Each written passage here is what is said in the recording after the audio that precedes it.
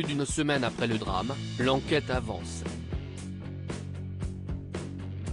Le vendredi 10 février, Pierre Palmade, conduisant sous l'emprise de la drogue, avait provoqué un terrible accident en percutant une autre voiture dans laquelle se trouvaient 3 personnes. Si la femme enceinte avait malheureusement perdu son bébé peu après le drame, son beau-frère et le fils de celui-ci se trouvent toujours en réanimation dans un état grave. D'abord hospitalisé, l'humoriste a ensuite été placé en garde à vue puis sous contrôle judiciaire et surveillance électronique, le mercredi 15 février. Il a échappé de peu à l'incarcération et sa situation devrait être réévaluée sous 10 jours. Ces 2 passagers qui s'étaient enfuis après l'accident ont également été placés en garde à vue.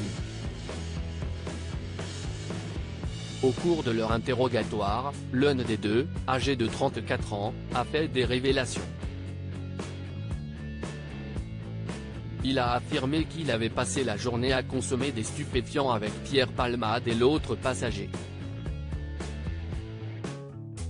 Pierre Palmade aurait consommé de la drogue juste avant l'accident. D'après les informations de RTL, le passager de Pierre Palmade aurait confié que le comédien avait consommé des drogues de synthèse à peine 30 minutes avant l'accident et qu'il lui avait proposé de prendre le volant. Suite à la proposition de son passager, le comédien aurait refusé en expliquant qu'il souhaitait conduire lui-même. Une décision qui n'a pas été sans conséquence puisque le terrible accident s'est produit quelques minutes plus tard. En plus d'avoir pris de la cocaïne, l'humoriste aurait également consommé de la 3-MMC.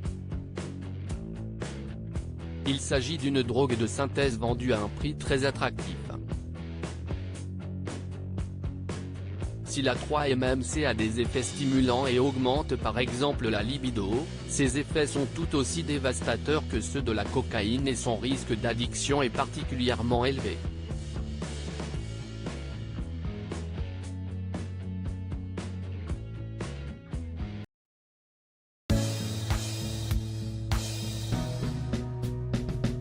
But there's oft times through the rough times I feel